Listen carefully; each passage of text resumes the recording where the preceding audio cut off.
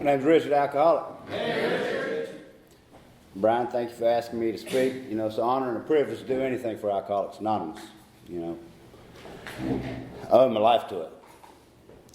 So, I guess I'm supposed to tell you, I got a home group, which is the Keeping It Sober group in Aberdeen. We meet on Tuesdays and at 7 and Saturdays for a speaker meeting. Tuesdays is open discussion. If you're ever down that way, come see us. We'd love to have you. I got a sponsor, and I have the honor and privilege of being a sponsor. So I'm supposed to tell you what it was like, what happened, and what it's like today. And, there's really, I don't know what's going to come out. I've been thinking about this all these little things that I was going to make sure I said and all that stuff. But in reality, you get up here and, I think Primary Purpose is probably one of the first places I ever told my story, like 19 years ago. And, it was intimidating then, and it's intimidating now. I've been to Akron a couple times during Founders Day celebration, and I'd tell them I'm from Aberdeen, North Carolina, and reality, it's at North Carolina. Where is that? And I'd say Southern Pines, and they'd say, "Oh, do you know Tom I or Wallace?" And I'm all the way in Ohio, and so this particular home group's got some AA giants in it, and so then when people would ask me where I'm from, I'd say Southern Pines. That way I wouldn't have to go through the whole spiel of them pulling the information out of me, But, I am truly grateful to be up here. I just came from a parent meeting for my third grade son's school. And that's one of the gifts of this program, that I get to be a participant in life today. Because I'm sitting in there, and there's no way I could have done that drunk. Not the way that I drank. Now, I was supposed to tell you what it's like, what happened, and what it's like today. And a lot of people, I've listened to a lot of tapes, speaker tapes, and that kind of stuff, and they can remember their first drink. And it just blows my mind because I'm not that guy. I always remember drinking. And even as a little kid, I can remember, my dad, I was his bartender. He'd be watching the game or the race or whatever, and it was my job to go to the refrigerator and get the beer so we wouldn't have to get up.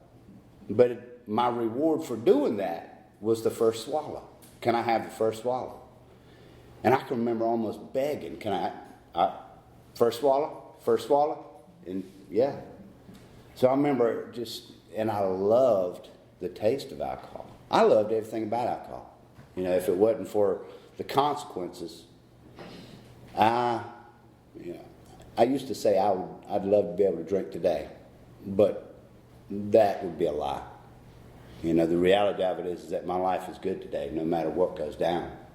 And I can't see myself. They say the obsession to drink would be removed. It was removed, and I'm so grateful for that. Because there was a time, just like going to get my dad a beer, he had to cut me off because I would start guzzling it. And give him a half a beer, and it wasn't hardly worth me going to get it. So, all right, kid, cut off. And then I did all the little tricks about stealing beer out of the refrigerator. He'd always buy the case, and my dad was an alcoholic. He brought me to my first AA meeting when I was in the 7th grade, after I'd gotten suspended for being drunk. Not just a little drunk, but really drunk. Headbutting chalkboards, cussing out teachers, that kind of stuff, throwing books. And so, backing up to that, I was, growing up, I never really was, it was always about changing how I felt. And that's what I come to love about alcohol, is that it let me come out and play. It took away all the anxiety. It let Richard be Richard. And then, our book talks about being maladjusted to life. I was maladjusted to life. And at times I still am. Yeah, I'm still, and thank God we got a design for living that works. Well, what happened was, I got suspended from school, and that this guy, the deal was is that this guy wanted to go out with this girl, and I'm in the 7th or 8th grade, and he said, "Give me 2 weeks, man, and I'll give you 2 fifths of liquor," and that sounded like a deal, So sure enough, I gave him 2 weeks. He came to school with a fifth of, I don't remember, it was gin and a flask of Jack Daniels. And I drank the entire flask before lunch. And I just remember bits and pieces of it. Then I remember my dad having to come get me. And then I remember laying on the couch at home. We only had one car. And he had to come get me. And he was at work. He owned his own business. And then that was, it was another thing. Growing up, my dad, he would drink from sunup. As soon as he woke up, it was Jack and water. And I saw him go through these phases where he would just be shaking so much he'd have to use 2 hands to hold a cup of coffee. Or he'd come out of the back room and talk about spiders crawling all over the place, and I had no idea what he was talking about. One of my first memories growing up was as a little itty-bitty kid. I remember following these little painted lines on the ceiling, and I thought it was really cool. And we're going down, and my dad's in a wheelchair, and this tells you how young I was. I don't even know. But we follow all these little painted lines on the ceiling, and we get to the end, and there's a nurse, and my mom, which is about this tall, looks down at me and says, "Richard, you can't drink, because if you do, this is what's going to happen to you." So one of my first memories is checking my dad into detox. Another one of the first memories I got is my dad had been drinking, and he came inside, and, well, he didn't come inside. He was carried inside by my mom and a friend of his. And as they were carrying him up the steps, I can remember his head going on every single step as they were dragging him inside.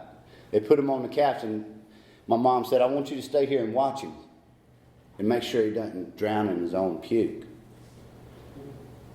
And I can just remember staring at my dad laying on that couch, terrified that he was going to die. I've lived in fear my entire life. And once alcohol started to work and take away that fear, I had found something magical. And the magic worked for a long time until it quit working. I had a lot of fun drinking. I had a lot of adventures, you might say. I used to say I've got these series of unfortunate events that led me to quit drinking. In reality, I can see those were God's little nudges of going, okay, here's your first little hint that you might want to do something different. That was in 7th or 8th grade for getting drunk at school. And then as it progressed, I married my high school sweetheart. And she came, and I remember asking her one time, "Why do you work 3 jobs?" She said, "So I don't have to be around you." And I had the house, the alcoholic house that, the lawnmower was parked in the front yard, the push mower with the grass growing up around it. I remember going, I thought I was going to kill a bunch of dandelions one time and just go out and spray my yard. And I ended up going out there and spraying dandelions. I went out there the next day, and my whole front yard was black. It killed everything. I went to reading the instructions on the bottle, and it said kill small trees. So the grass didn't, weeds, grass, nothing stood a chance. And that, and you're looking back at the way that, I was okay with being an alcoholic because I went to work every day. I worked hard, therefore I could play hard. But don't call me a drunk. I took more offense to being called a drunk than I did alcoholic. My dad owned his own business, and then, was somewhat successful as that goes. But, the more I drank, the more I justified it. Well, if you lived the life that I'd lived, or if you felt the way that I felt. And then, I don't remember years of my life. They're literally gone. Poof. So there's that ex-wife, the first ex-wife. She said, you need to go get help. So I went to a psychiatrist because alcohol ain't the problem. I'm crazy is what the problem is. And so I go to the psychiatrist and, I qualify for about any 12-step program you got. And that's a whole list of them.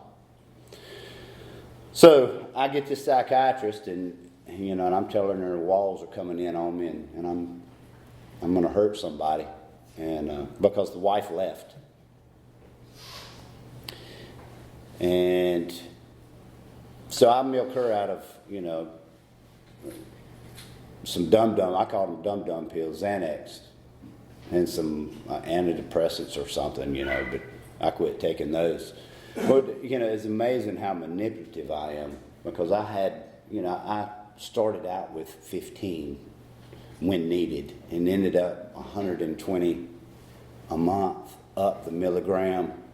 And then, I would end up having to give my mom like 14 of them just to hold on to make sure, because I knew I would forget how many I took.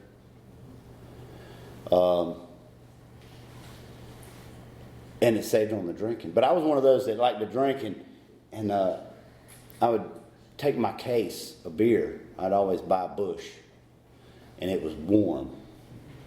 And I always had a joke about warm Bush, but nobody wanted it. And if they did ask you for a warm beer, then they would go put it in the freezer or something like that. So it was my way of keeping people asking for beer. And I could drink it faster that way. As my drinking progressed, I got to where, this series of unfortunate events happened where I'd lost the wife. Let's see. I was out. I was up in Asheboro, and a buddy of mine, I'd known him since I was a little bitty kid. We were childhood friends. And I'd been up for a couple days, and we'd been drinking wild turkey and tequila. And I said something about his mama, just jokingly. And he didn't think it was a joke. Next thing you know, we're about to fight in the middle of 220 up in Asheboro. And I stopped the truck, and I said, all right. So I take him home. About that time, I could tell it was getting tense again. So I was going to go home. I lived in Hoffman at the time, So I remember driving down 220 in my truck, and I was a driver. I loved to drive drunk, and then would fight you for my keys. I mean, people knew not to take my keys because I would, that was my freedom. That was the way I could escape. I never was a fighter. But I was a driver. I'd go out in the woods and just drive the bejesus out of this old truck. Nobody wanted to ride with me. They were scared to ride with me because, that's how I got out the tension. So I'm driving back from Asheboro, and I just remember I'm coming in and out of a blackout, and I remember my truck was pegged out. And it's that same truck my brother drives, if you know my brother, that burgundy truck. And that truck was pegged out, and all I can remember is that thing going, cutting off at 95. I don't remember taking the exit. I don't remember coming through Seven Lakes. I remember pulling up in Pine Bluff, getting up with some buddies, and they were going to meet me out in the woods. And we were just going to drink. They had four-wheelers and stuff, so I took this old truck out there, and I'm doing laps around this field out in the middle of nowhere, right?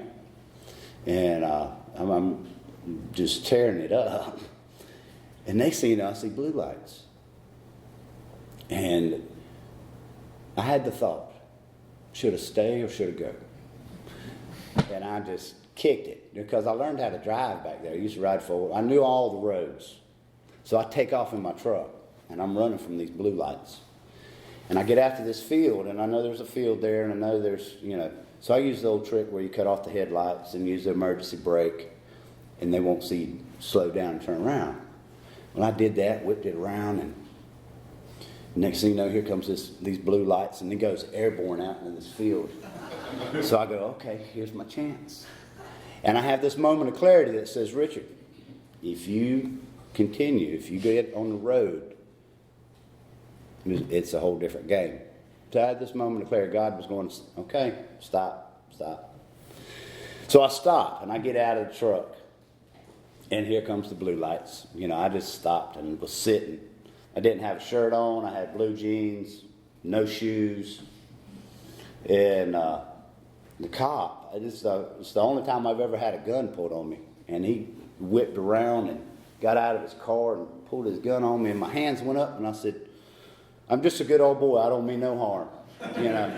The Dukes of Hazzard was my favorite show growing up. I guess that's why I like to drive. And so he takes me and handcuffs me and puts me in the front seat of his police car. And I remember I was sweating so bad.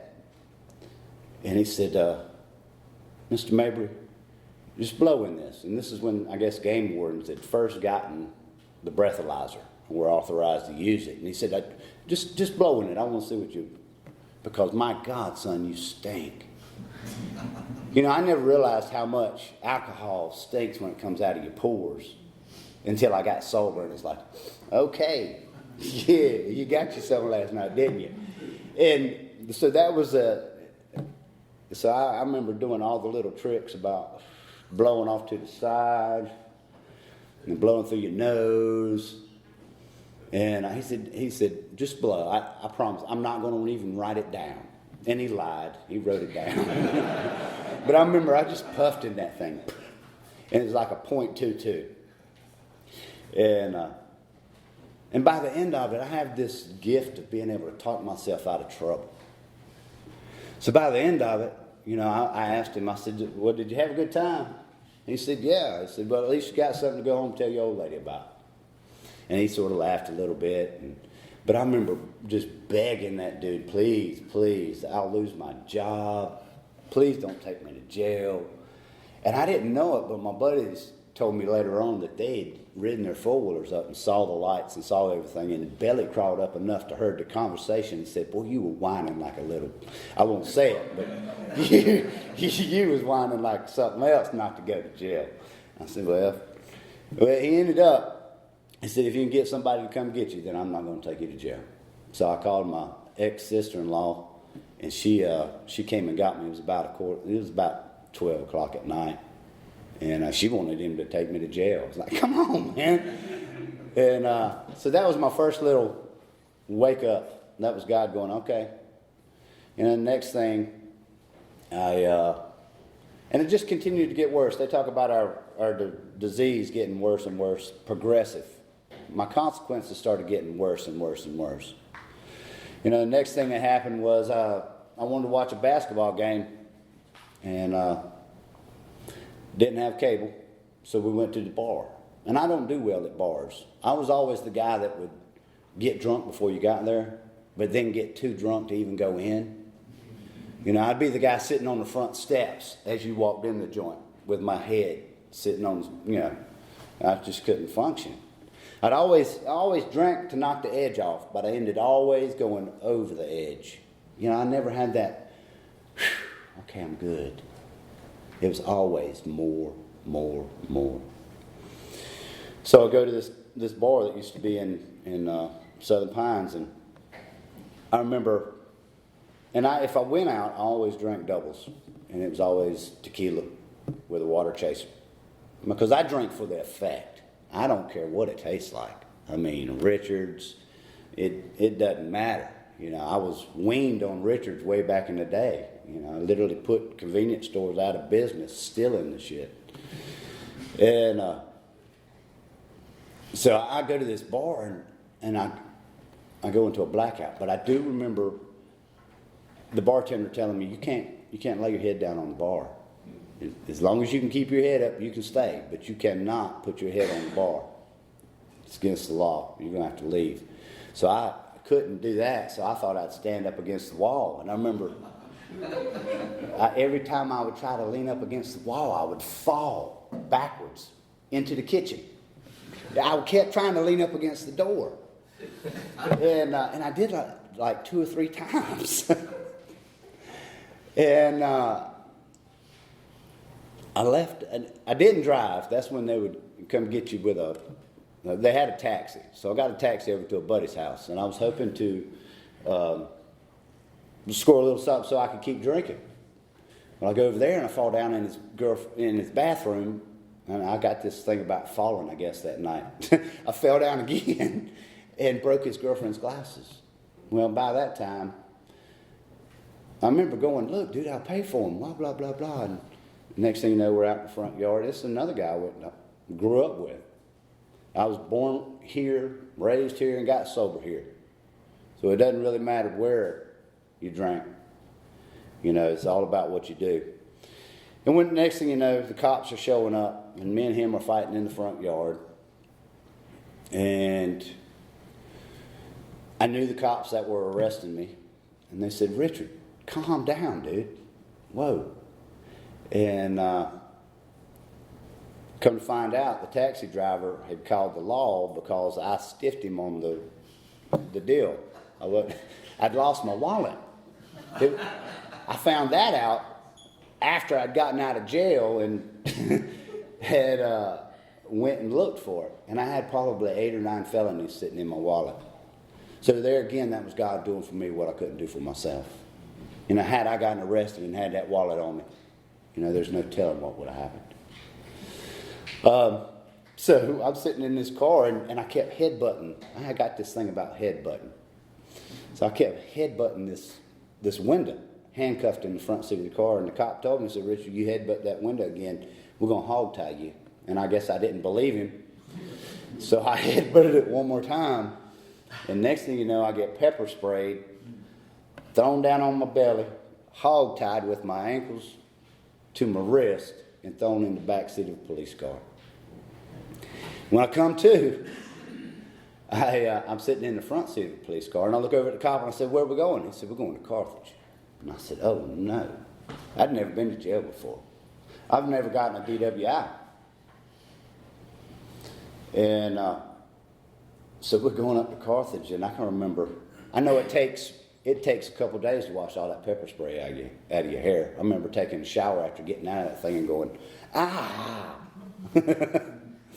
But I get into this, it's about 11:45 on a Saturday night, and it's the magistrate.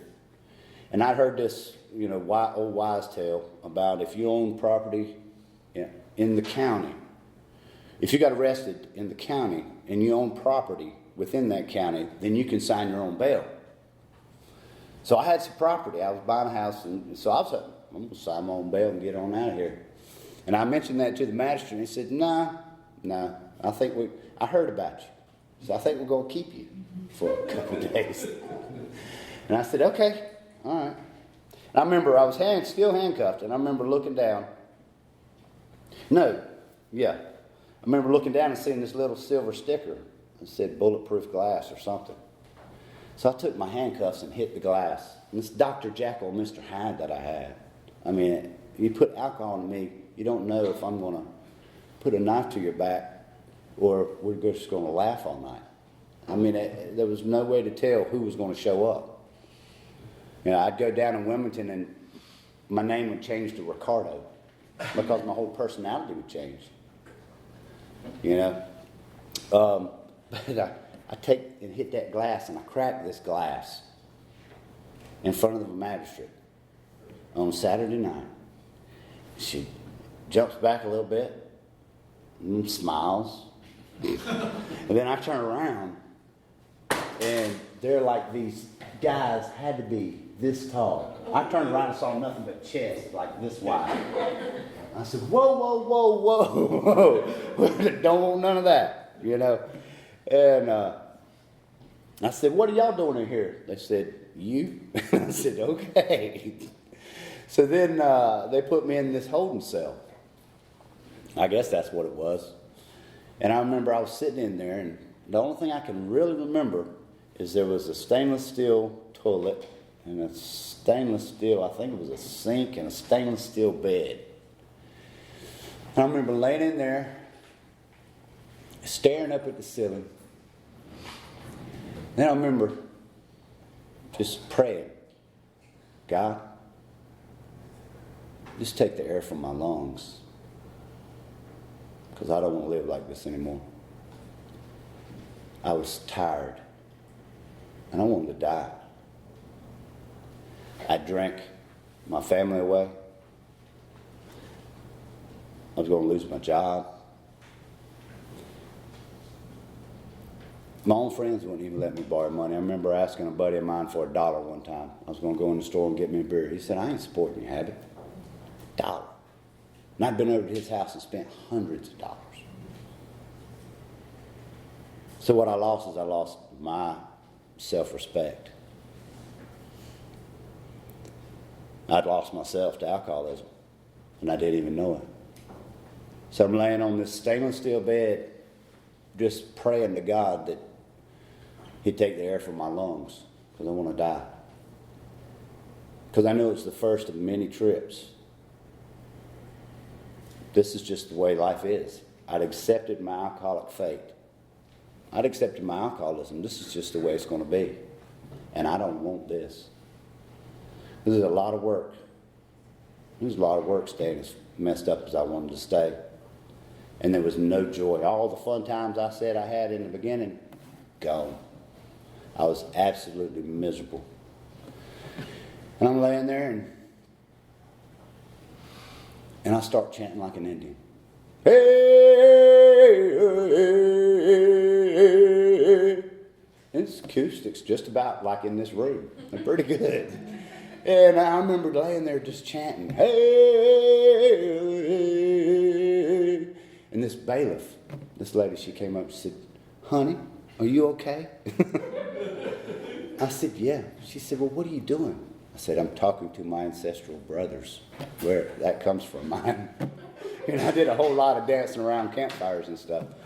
But, and I go right back into chanting, hey, hey, hey.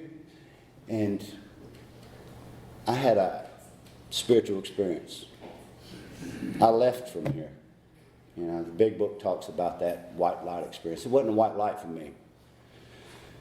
But what happened was I remember looking at my hands going, wow, this is pretty neat. I had an out-of-body experience. I remember looking at my toes and wiggling my toes going, whoa. Looking around and seeing nothing but infinity. It's like staring out into the stars. And you could see stars.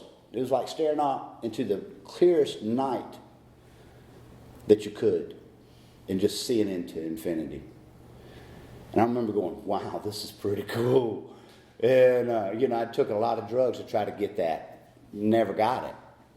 But I'm laying there, and I got this feeling that something was watching me.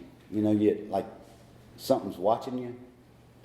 So I turn around, and yet again, nothing but stars as far as you could see. And as I turned back around, I had this feeling wash over me from my head all the way to my feet. And this little voice said, everything's going to be okay. I had never experienced that before in my entire life. I was 27 years old and had been riddled by fear and anxiety of everything. You, job, anything. And for the first time, I believed it. Everything was going to be okay. I believe that day I was in the presence of God. And I came to the next day, and they put me down in the general population. And I recognized the guy I went to school with. And I walked up to him and said, man, I don't know what happened to me last night, but my life's going to be different. He said, okay. And I showed him my papers. I said, what does all this mean? He said, oh, they got you. They gave me a set of tickets for one day And then that magistrate deal, that was on another day. So that was 2 court dates. And I said, okay, well, whatever. And just come to find out, there was a guy that I was in there with, was the son of the secretary that I worked for. And I said, hey, man, can you call your mom and tell her I'm not going to be into work today? And he did. And that was my second mom. Because I would go in there and she would wake me up when I would be asleep at the desk. I said, I could hear you snoring 4 offices down. You need to wake up. But I get out of there and I go to treatment because I want to keep my job. I think it'll look good in court. You know, it wasn't about staying sober or getting sober or anything like that. But I know today that the God of my understanding gives me exactly what I need, exactly when I need it. Be it good or what I perceive to be good or bad. So I go to this, you know, I get this treatment center, and you got to work the first 5 steps to get out of there. I know they thought I was crazy because it was this old, I think it's called Path of Hope now. Back then it was Davison Alcoholic Care. I remember, and I kept this journal, and I said, this is one step above jail. At least here I got to bring my own pillow, you know. But I know they thought I was crazy because I had all this energy and I didn't know what to do with it. And all that fear, I didn't have anything. So I remember picking up rocks. And they had this paved driveway. And I would be out there just slinging rocks, walking laps. Well, that's when I got introduced to the program of Alcoholics Anonymous. Because you had to go to classes and you had to do these things and make your bed and do all that stuff. And got to this 4th step. And I'm out of town. And I figured, you know what, this is new. This is my shot. Let's give it everything we got. So I just wrote down anything and everything that I could remember. And, you know, from kicking the dog to stealing change out of my dad's drawer, drugs, whatever. And I just wrote it all down. And I get to this 5th step, and before you leave, you had to do a 5th step. And there was like 5 guys standing over there, and they were all old. And I picked the oldest one, hoping he would die shortly after I told him everything that I was going to tell him. Because I was willing. You know, I'm out of town. Nobody knows me here. You're going to hear everything. I'm not. And so I go and we start doing this 5th step. And he opened up telling me some things about himself. And I followed up. Then it went back and forth. To where I shared everything I needed to share. And I remember, because I'm a feel-good kind of guy, my higher power knows exactly what I need.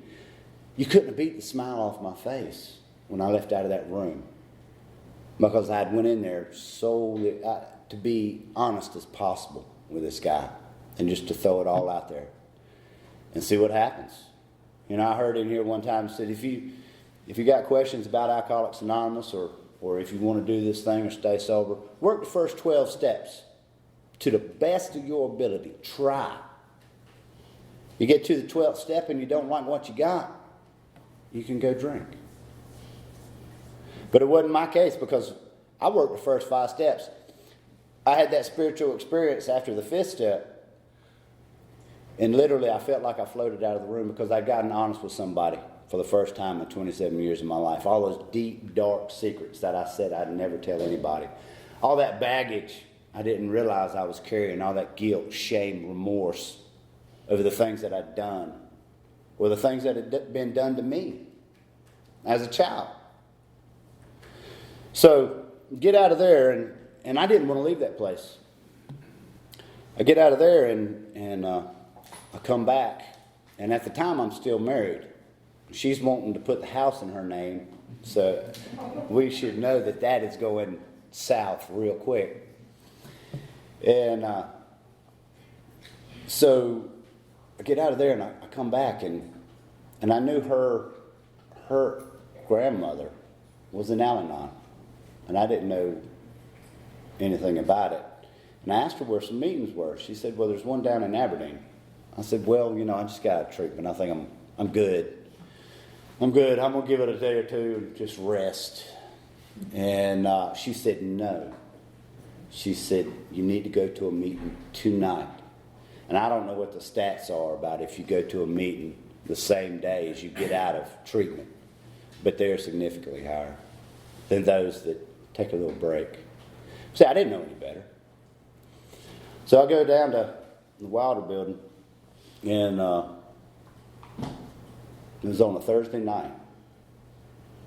And I said, wow, this is pretty cool. Because I go in there, and I didn't realize it, and the name of the group was called the Individually Twisted Group.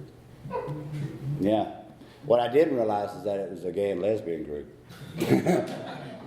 But they welcomed me in, and I heard people share about their higher power being their creator. I heard people share about, the spirit of the universe. And they weren't really pushing any particular God thing. It was a higher power.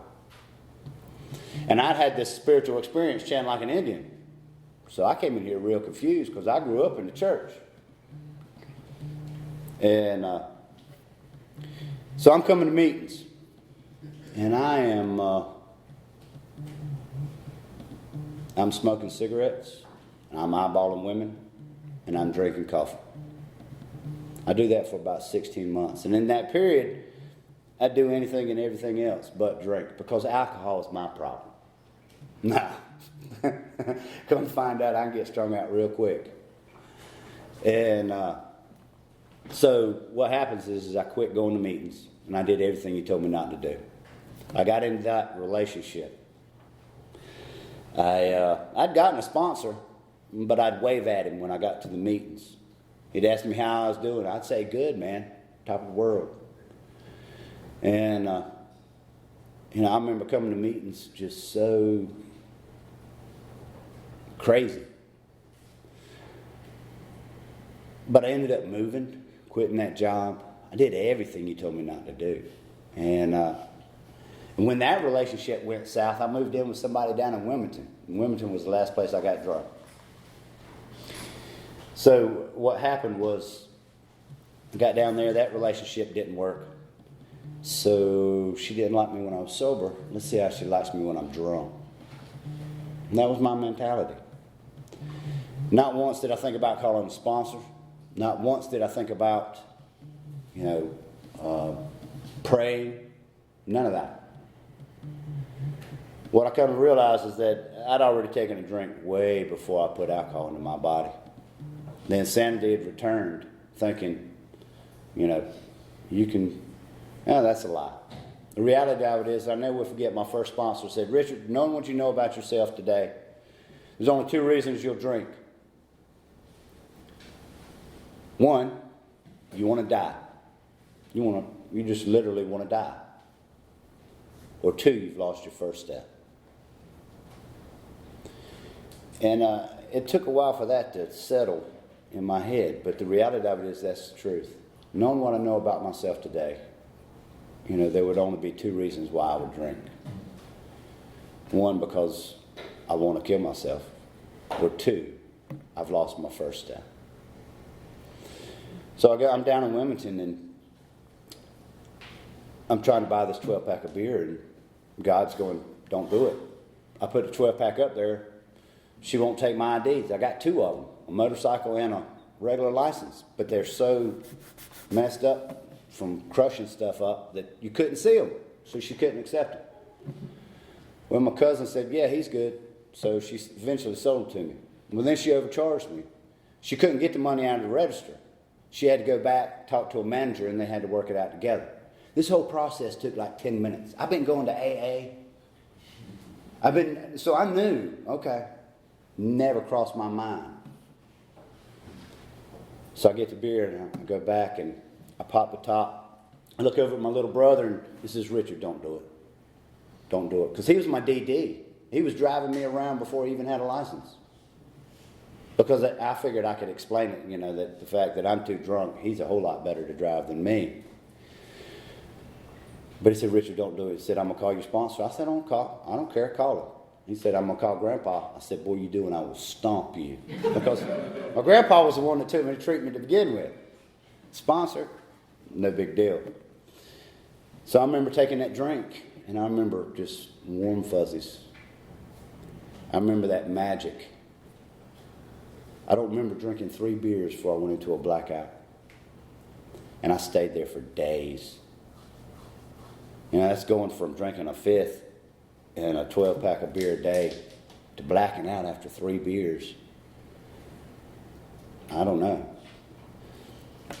Next thing you know, I'm sitting on my aunt's front porch with a beer in one hand at 7 o'clock in the morning and a coffee in the other. And I remember praying, God, please help me. Not again. I had to pawn a PlayStation so I could get enough gas money to come back to Aberdeen.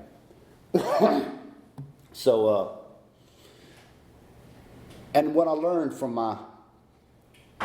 my slip, my relapse, because I'd had that spiritual experience, I didn't know what the mental obsession was, because mine was taken away like that. But I know that I had a case of beer sitting in that truck, and they had to process that PlayStation, and I couldn't make it into the door of that mall without running back out to the truck, grabbing a hot Budweiser, slamming it. Then almost getting to the door going, no, you ain't there yet. Slamming another one. I did like 4 or 5 times. And then I said, I've got to get back to Aberdeen. Got to. So I came back to Aberdeen, and I remember sitting in the back of the room, and that sponsor I had was still sitting in the same spot, smoking a cigar.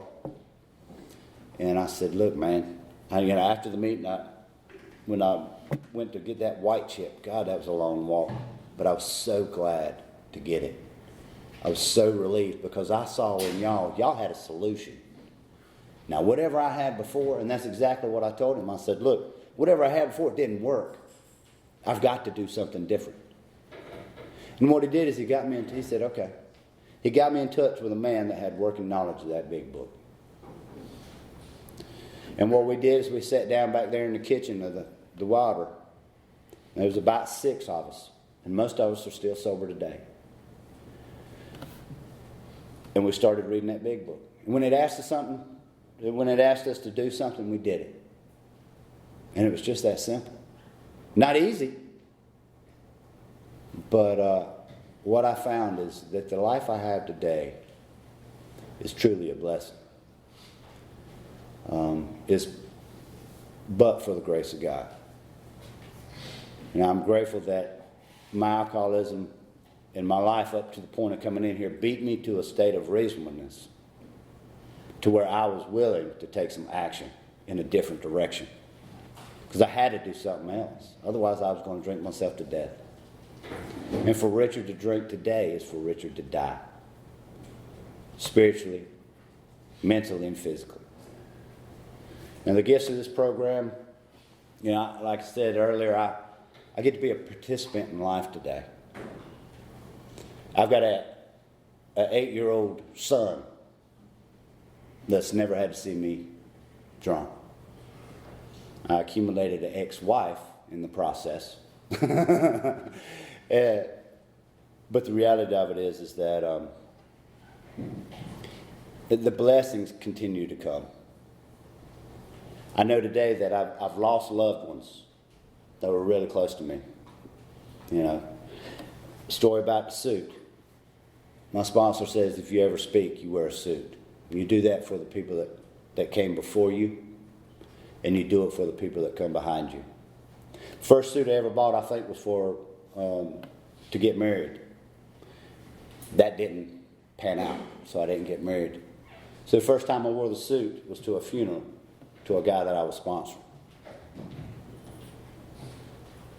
That's the reality of this thing. Is that some of us live and some of us die.